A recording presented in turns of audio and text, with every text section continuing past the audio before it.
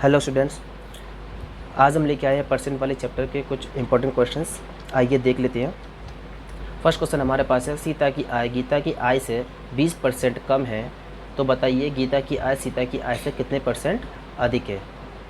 ठीक है, इस टाइप के क्वेश्चंस को हम सॉल्व करने के लिए सबसे पहले क्या करेंगे, परसेंटेज वैल्यू को फ्रैक्शन में कन्वर्ट कर लेंगे।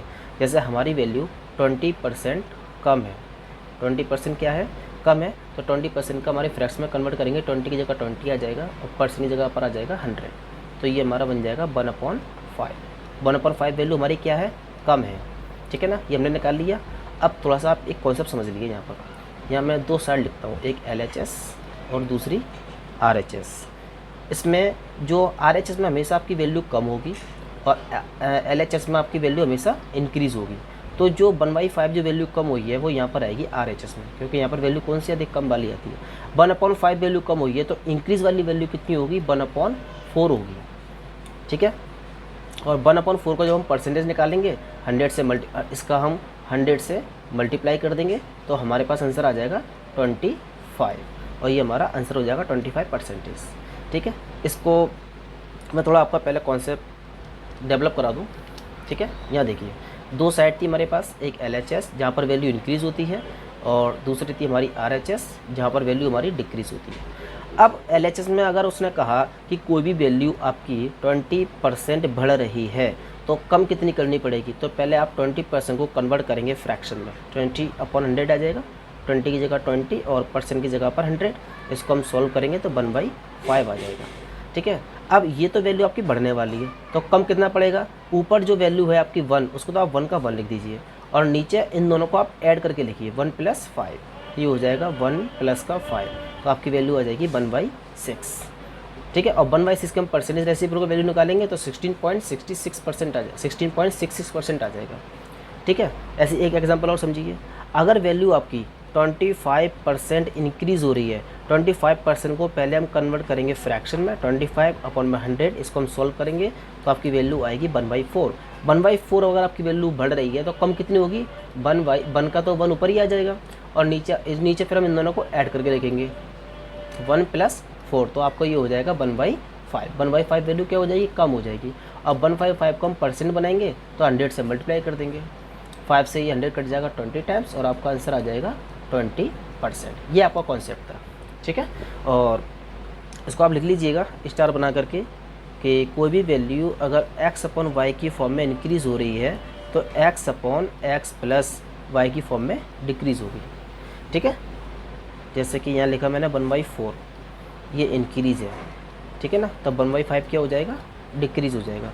जहाँ पर 1 आपका x है और 4 आपका क्या है, y है, तो यहाँ पर भी 1 आपका x है और 5 जो है वो x + y की फॉर्म में है, यानी कि x की जगह पर तो 1 है हमारा, यहाँ पर भी 1 है और यहाँ पर भी 1 है, और y की जगह पर कितना है 4, ये वाला, तो यहाँ आ जाएगा 4 और 4 1 दोनों मिला क्या बन जाएंगे, 5 बन जाएंगे। ठीक है, आई होप आपको समझ में आ रहा होगा। चलिए आगे नेक्स्ट क्वेश्चन देखते हैं। सॉरी, पीछे एक सेकंड।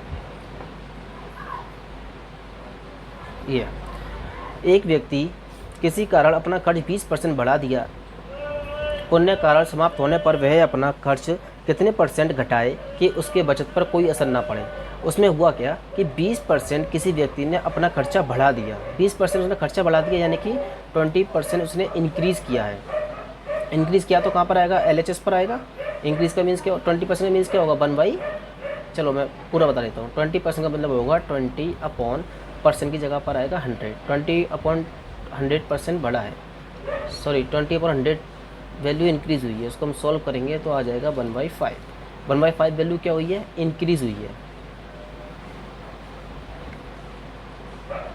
ठीक है ना, अब 1/5 वैल्यू जब इंक्रीज़ हुई है तो वैल्यू फिर कम कितनी होगी, ऊपर 1 का तो 1 ही आ जाएगा और नीचे इन दोनों को क्या करेंगे, ऐड करेंगे, तो ये हो जाएगा 1 + 5 विच इज इक्वल टू 1/6, और 1/6 को परसेंट में कन्वर्ट करने के लिए 100 से मल्टीप्लाई करेंगे तो आपकी परसेंटेज रेसिप्रोकल आ जाएगी, वैल्यू आ जाएगी 1/6 की होती है 16.66%, और ये आपका हो जाएगा आंसर।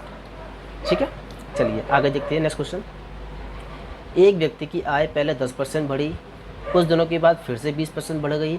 इस प्रकार व्यक्ति की आय में कुल कितने प्रतिशत की वृद्धि हुई। ये अच्छे क्वेश्चन हैं। इसमें होता क्या है कि पहले किसी पर्सन की इनकम को 10% बढ़ा दिया, बाद में 20% और बढ़ा दिया, तो अब टोटल मिला करके उसका इंक्रीजमेंट हुआ कितना, ये हम देख लेते हैं। तो यहाँ पर जो वैल्यू है उसको हम लेते हैं कि ये x, इसको हम सॉल्व करेंगे इस फॉर्म में, x plus y plus x y upon में 100। जब वैल्यू दोनों इंक्रीज़ हो रही हैं तो हम इसको इस फॉर्म में लिखेंगे, जहाँ पर पहली वैल्यू हमारी x की फॉर्म में होगी, दूसरी वैल्यू हमारी y की फॉर्म में होगी, और दोनों को हम प्लस करेंगे क्योंकि हमारी दोनों वैल्यू बढ़ रही हैं। ठीक है ना, आइए सॉल्व कर लेते हैं उसको। पहले हमारी 10% इंक्रीज़ हुई है, फिर हमारी दोबारा 20% इंक्रीज़ हुई है। ठीक है ना, दोनों को ऐड कर लिया x और y की फॉर्म में। उसके बाद फिर 10% मल्टीप्लाई 20%, एक बार दोनों को ऐड किया, एक बार दोनों को मल्टीप्लाई करके 100 से डिवाइड कर दिया। ठीक है ना, तो 10 और 20 आपको हो जाएगा 30 प्लस, यहाँ से ये 2 जीरो आपके कैंसिल आउट हो जाएंगे, और यहाँ आपका बचेगा 2 × 2, और 30 + 2 कितने हो जाएंगे 32%, और ये आपका हो जाएगा आंसर। ठीक है, अब यहाँ पर ये भी हो सकता है कि हमने 10% किसी की इन सैलरी को बढ़ा दिया, फिर बाद में 20% में कम भी कर दिया। जब एक वैल्यू बढ़ रही है और एक वैल्यू कम हो रही है तो फॉर्म इस टाइप से बनेगी, x माइनस का y plus x multiply minus का y अपॉन 100। ये हम धीरे धीरे आगे सीखते चलेंगे। ठीक है, अभी मैं आपको थोड़ी सी हिंट दे दे रहा हूँ ताकि आप प्रैक्टिस जो करें तो आप उसमें कन्फ्यूज़ ना हो। ठीक है, अगर एक वैल्यू बढ़ रही है तो एक वैल्यू प्लस की कर दो, और दूसरी वैल्यू कम हो रही है तो दूसरी वैल्यू माइनस की कर दो। सेम मल्टीप्लाई में आपको ध्यान रखना है। और अगर दोनों वैल्यू कम हो रही है तो दोनों वैल्यू किस में आ जाएगी, माइनस माइनस में आ जाएंगी। ठीक है, और यहाँ भी माइनस में आ जाएगी। चलिए आगे देखते हैं। एक आयत की लंबाई पहले 5% बढ़ाई गई और जबकि चौड़ाई 10% बढ़ा दी गई, तो इस प्रकार उसके क्षेत्रफल में कितने प्रतिशत की वृद्धि हुई। क्षेत्रफल में भी हम यही फॉर्मूला अप्लाई करेंगे। ठीक है, अब डायरेक्ट कर सकते हैं। पहले 5% बढ़ाई है, फिर 10% को बढ़ा दिया, तो पहले हम एक बार इन दोनों को ऐड करेंगे, 5 प्लस का 10 प्लस, एक बार इन दोनों को क्या करेंगे मल्टीप्लाई, 5 मल्टीप्लाई 10 अपॉन में 100। 5 और 10 आपको हो जाएगा 15 प्लस, और ये आपको कितना हो जाएगा 5 × 10 = 50, 50 अपॉन 100, यानी कि ये आपका बन जाएगा 1/2। इसको आप सोल्व करेंगे ना 1/2 बन जाएगा। चलो मैं पूरा कर देता हूँ। 10 से 100 काट देंगे 10 टाइम्स, और 5 से 10 काट देंगे 2 टाइम्स, तो ऊपर बचेगा 1 और नीचे बचेगा 2। 1/2 का मीन्स क्या होता है हाफ, यानी कि इसको हम लिख सकते हैं 0.5। तो 15 plus half, 15 and half, 15 and half, ये रहा फर्स्ट ऑप्शन आपका, ये आपका आंसर हो जाएगा। ठीक है, नेक्स्ट क्वेश्चन। एक गोले के व्यास में 10% की कमी की गई है, तो उसके आयतन में त्रुटि क्या होगा। आयतन में त्रुटि क्या होगा, त्रुटि का मतलब क्या त्रुटि का मीन्स ये है कि उसका जो वॉल्यूम होगा उसमें इंक्रीजमेंट होगा या फिर डिक्रीजमेंट होगा, जो भी होगा वो आपको बताना है। ठीक है, ऑप्शन में भी देखो दोनों ही है, इंक्रीजमेंट भी है डिक्रीजमेंट भी है, वृद्धि और कमी दोनों ही मौजूद है। ठीक है, तो अब ये तो हमारा था क्षेत्रफल से रिलेटेड, तो उसमें हम सिंपल हमने ये वैल्यू अप्लाई की थी। ये है वॉल्यूम यानी कि 3D शेप का है। ठीक है, तो सेम यही वैल्यू हम 2 टाइम्स अप्लाई करेंगे। ठीक है, अब देखो यहाँ पर 10% वैल्यू क्या हो रही है, कम हो रही है, तो सिंपल हम इसको कैसे लिखेंगे -10 2 टाइम्स, एक ही वैल्यू है ना, तो x और y दोनों ही जगह पर सेम यही वैल्यू लिखेंगे। फिर प्लस -10 मल्टीप्लाई -10 और डिवाइड बाई 100। यहाँ तक आपको कोई कन्फ्यूज़न नहीं होगा क्योंकि वो चीज़ मैं आपको यहाँ पर खूब अच्छे से बता चुका हूँ। ये हमारा x है, ये हमारा y है, और ये हमारा x है और ये हमारा y है। हमारे पास 10% की वैल्यू कम हो रही है, इसलिए हमने दोनों में माइनस माइनस का साइन लगा दिया, और यह हमेशा प्लस ही आएगा। ठीक है, यहाँ पर हमेशा प्लस ही आएगा। अब -10 कितना हो जाएगा, माइनस का 20 प्लस -10 का मल्टीप्लाई, -10 में करेंगे तो 100 आएगा, प्लस का 100 अपॉन में 100, ये कट जाएगा 1 टाइम, तो यहाँ आ जाएगा प्लस का 1, और प्लस माइनस क्या होता है माइनस, 20 में से 1 जाएगा तो 19 बचेगा, और माइनस का 20 बड़ा है, प्लस का 1 छोटा है, तो यहाँ पर माइनस का साइन लगा दीजिए। तो एक वैल्यू हमारे पास आ गई 19% माइनस में, यानी कि 90% की कमी होगी।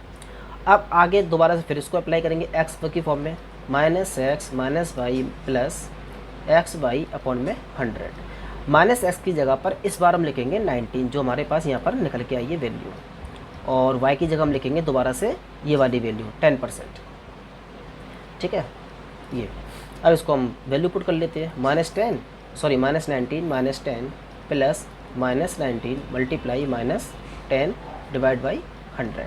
-19 और 10 आपको हो जाएगा -29 प्लस 19 का मल्टीप्लाई 10 में करेंगे, और दोनों नंबर हमारे माइनस के हैं, तो आंसर आ जाएगा प्लस में, अपॉन में आ जाएगा 100। इसको हम 2 नंबर का पॉइंट लगा देंगे, तो ये आपको हो जाएगा -29 प्लस का 1.9, दोनों को सोल्व करेंगे तो आंसर आएगा 27.1 और यहाँ पर माइनस का नंबर बड़ा है तो ये माइनस का साइन लगा देंगे। तो आपका आंसर आया माइनस का 27.1। अब साइन माइनस का लग के आया तो उसका मीन्स ये है कि यहाँ पर 27% की क्या होगी, कमी होगी। ठीक है, इसको आप ध्यान रखिएगा। अभी मैं आपको सारी चीज़ पूरी बेसिक से करा रहा हूँ ताकि आपको फॉर्मूले की फंक्शन समझ में आए, क्वेश्चन की फंक्शन, क्वेश्चन क्या कह रहा है आपको वो समझ में आए, और कुछ आपको कैलकुलेशन में आ जाए। और वरना ये क्वेश्चंस हम without using pen within hardly 2 या 3 सेकंड में सॉल्व करेंगे।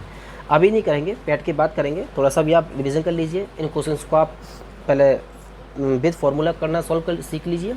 उसके बाद में फिर यही क्वेश्चन सेम टू सेम मैं आपको विदाउट यूजिंग पेन करना सिखाऊंगा। ठीक है, बहुत जल्दी आप सीख जाएंगे, लेकिन पहले आपको ये एक बार ये आपको सारी चीज़ आ जाए। ठीक है ना, ये बेसिक बहुत मेन चीज़ है। अगर आपको बेसिक दे तो आपकी बेसिक मैथ्स आपकी स्ट्रॉन्ग नहीं है तो आप थॉट प्रोसेस डेवलप नहीं कर सकते। ठीक है, चलिए आगे देखते हैं नेक्स्ट क्वेश्चन। किसी नगर की जनसंख्या 10% वार्षिक दर से बढ़ रही है। यहाँ पर बढ़ रही है तो उसका मतलब प्लस का 10% आएगा। इस बात को आप ध्यान रखिए, मैं आपको पहले बताता चल रहा हूँ। अगर यहाँ पर होता कि वार्षिक दर से कम हो रही है तो यहाँ पर आता माइनस का 10%। ठीक है ना, चलिए। वहाँ की वर्तमान जनसंख्या 1 लाख है तो 3 साल बाद नगर की जनसंख्या कितनी होगी। क्वेश्चन में हुआ क्या कि उसने प्रेजेंट की उसने वैल्यू दी है कि प्रेजेंट टाइम में जनसंख्या 1 लाख है। ठीक है ना, और 3 साल के बाद जनसंख्या कितनी हो जाएगी। तो ये हमारे कंपाउंड इंटरेस्ट वाले चैप्टर का क्वेश्चन है जो हम नॉर्मली स्कूल्स में देखते हैं। तो उसमें फॉर्मूला लिखा होता है A=P1 + R/100 की पावर n। ठीक है, ए होता है हमारा मिश्र धन जिसको हम कहते हैं फ्यूचर वैल्यू, आने वाली वैल्यू हमारी क्या होगी। ठीक है, और पी होता है हमारा मूलधन, प्रेजेंट वैल्यू, और रेट आर से रेट होता है, और एन हमारा होता है हमारा टाइम। ठीक है, हम इसी फॉर्मूला का यूज़ करेंगे, लेकिन थोड़ा सा इसको हम पहले मॉडिफाई कर लेते हैं। ए को आप ए लिख दीजिए, पी यहाँ पर हमारा पूरे ब्रैकेट में मल्टीप्लाई में है तो आप पी को यहाँ पर ले आइए और ये हो जाएगा डिवाइड में। इज इक्वल टू यहाँ बचेगा 1 + R/100 की पावर n। ठीक है ना, सिंपल वैल्यू पुट कीजिए। अमाउंट तो हमें निकालना है, फ्यूचर वैल्यू हमें निकाल लेंगे ना, 3 साल के बाद जनसंख्या क्या होगी। तो ए की जगह हम ए लिख देंगे। प्रिंसिपल हमारे पास 1 लाख है, यहाँ पर आप 1 लाख लिख दीजिए। Is equal to 1 plus rate हमारी बढ़ रही है तो हमने प्लस का 10% लगाया है।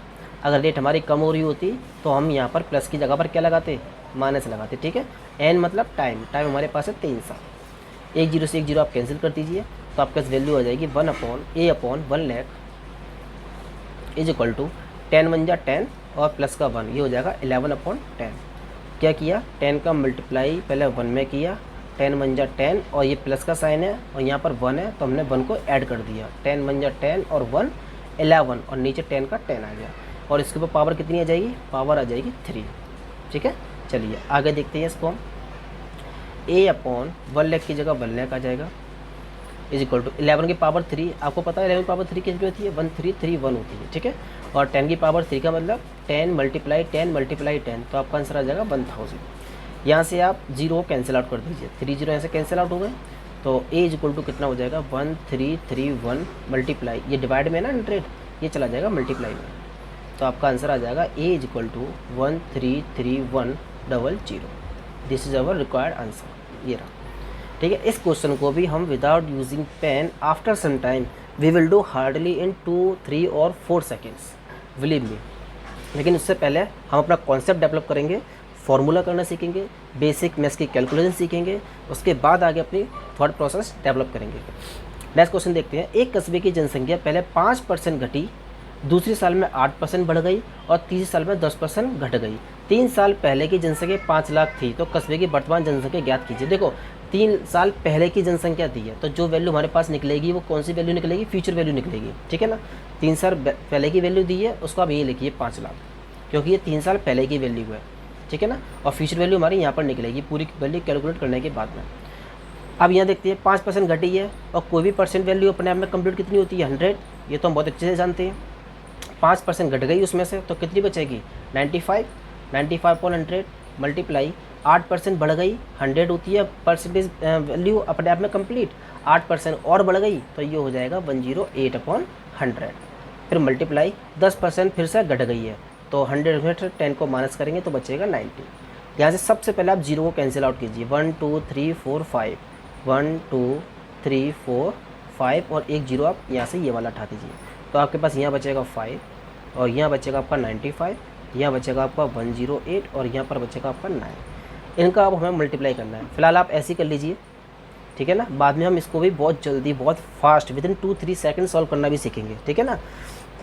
तो अब देखो पहले 5 का मल्टीप्लाई आप इसमें कीजिए 108 में। 5 का 100 में करेंगे तो 500 हो जाएगा और 5 का 80 में करेंगे। देखो इसमें हुआ क्या कि 108 को हम 100 प्लस 8 के रूप में देख रहे हैं। 5 का मल्टीप्लाई पहले 100 में करेंगे तो 500 आएगा, फिर दोबारा से 5 का मल्टीप्लाई 8 में करेंगे तो 40 आएगा। तो इन दोनों का मल्टीप्लाई का आंसर हो जाएगा 540। अब उसके बाद क्या बचे नंबर, 95 बचा और 9 बचा, ठीक है। ऐसे करके हम अपना कॉन्सेप्ट डेवलप करेंगे। फिर आप इसको ऐसे ही कर लीजिए। इसका आंसर कितना आएगा मैं आपको बता देता हूँ, 540 मल्टीप्लाई 9 54 और इसका आंसर आपका लगभग नहीं, ये आएगा आंसर 461700, ठीक है। इसको आप अभी ऐसे ही कर लीजिए, फिर बाद में फिर हम धीरे धीरे करके इस चीज़ को भी एलिमिनेट करेंगे। आइए आगे देखते हैं नेक्स्ट क्वेश्चन।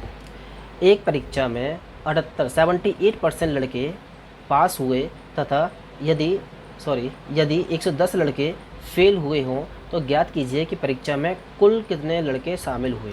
मान लेते हैं कि लड़के परीक्षा के अंदर 100% थे, मान के लेते हैं, कोई भी परसेंट वैल्यू अपने में 100 तो होती है।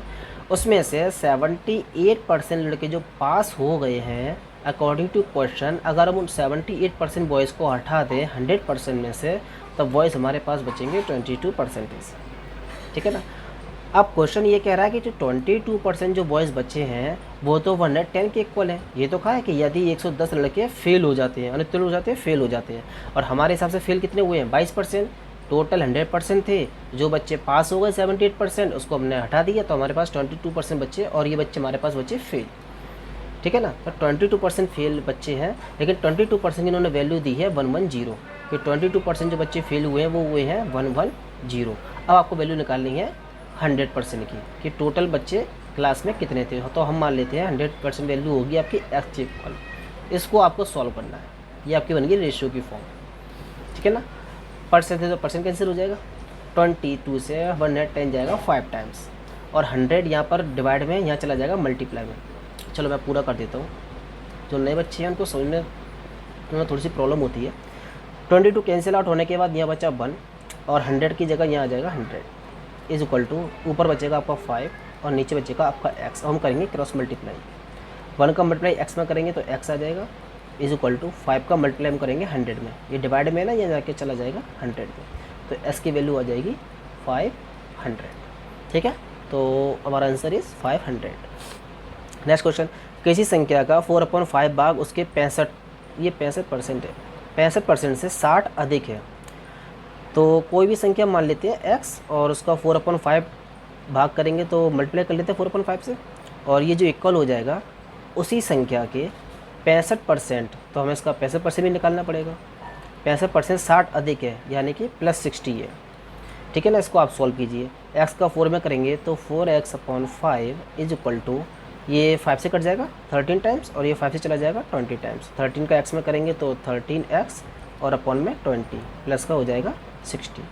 ये जो फ्रैक्शन है इसमें x है और इसमें भी x है, तो x के टर्म्स को अलग कर लीजिए। ये हो जाएगा 4x/5, ये प्लस का है पूरा 60 के साथ में, इधर आके आ जाएगा माइनस 13x/20 और इज इक्वल टू, यहाँ आपका बचेगा 60। अब इसको हम सॉल्व करते हैं। 5 और 20 का पहले हम निकालेंगे एलसीएम, ये आ जाएगा 20, और 5 का हम 20 में करेंगे डिवाइड, ये जाएगा 4 टाइम्स, फिर मल्टीप्लाई करेंगे ऊपर के नंबर में 4x में। मैं आपको भी सारी चीज़ पूरी बिल्कुल जीरो लेवल से सिखा रहा हूँ, ताकि जो बच्चे समझने में दिक्कत ना हो और वो अपने आराम से सीख भी जाए। और 20 का डिवाइड फिर हम 20 में करेंगे 1 टाइम जाएगा, उसका मल्टीप्लाई हम करेंगे ऊपर 13x में, ठीक है ना। और ये हमारे पास बचेगा 60। ये कितना हो जाएगा, 4 4 जा 16x माइनस 13 बन जा 13x divide by 20 is equal to 60। 16 में से 13 जाएगा तो आपको बचेगा 3x/20 इज इक्वल टू 60। 3 से 60 काट दो आप 20 टाइम्स, यहाँ बचेगा x और x इज इक्वल टू हो जाएगा 20, ये मल्टीप्लाई में x के साथ में, यहाँ चला जाएगा डिवाइड में 20 × 20 और आपकी x की वैल्यू आ जाएगी 400 और हमारे पास आंसर हो जाएगा 400, ठीक है। चलिए आगे case study of 9। Next video जो आपकी मैं बनाने वाला हूँ वो केस स्टडी के ऊपर बनाने वाला हूँ 9 की। इसमें हम 9 का हम सीखेंगे मैजिक विद 9। मैजिक विद 9 का मतलब ये है कि जो 9 है उसका एक तरीके से मैजिक ही सीखे, वाकई में हम मैजिक ही सीखने वाले हैं। उसके हम डिविजिबिलिटी सीखेंगे, 9 की डिविजिबिलिटी, 99 की डिविजिबिलिटी, उसके बाद 999 की डिविजिबिलिटी क्या होती हैं, प्लस इस टाइप के क्वेश्चंस को हम विद इन 3-4 सेकंड में सॉल्व कैसे करने वाले हैं, ये मैं आपको नेक्स्ट वीडियो में बताने वाला हूँ। तो नेक्स्ट वीडियो को देखना मत भूलना, आपके लिए बहुत ज़्यादा इंपॉर्टेंट होगी, क्योंकि कॉन्सेप्ट मैं आपको उसमें ऐसे दूंगा जो आपको किसी बुक के अंदर नहीं मिलने वाले। आप कितनी बुक सर्च कर लेना, शायद ही आपको कोई कॉन्सेप्ट हो जो बुक में मिल जाए, ठीक है ना। और खूब अच्छे से नोट्स बनाना, प्रैक्टिस करना। और इसमें हम आरआरबी और एनटीपीसी, आरआरबी एनटीपीसी 2016 से लेकर 2018 तक जो क्वेश्चंस आए थे वो इसी के ऊपर डिपेंड थे। इस टाइप की कैलकुलेशन थी उसमें, और वो क्वेश्चन भी हम डिस्कस करेंगे। कुछ क्वेश्चन हम उसमें नेक्स्ट वीडियो में डिस्कस करेंगे, तो इस क्लास को देखना ना भूलें, ठीक है। आई होप आप सबको समझ में आया होगा। अगर आपने हमारी वीडियो अच्छी लगी हो तो उसको लाइक करें, शेयर करें, सब्सक्राइब करें और थोड़ा सा हमें सपोर्ट करते रहें। Thank you.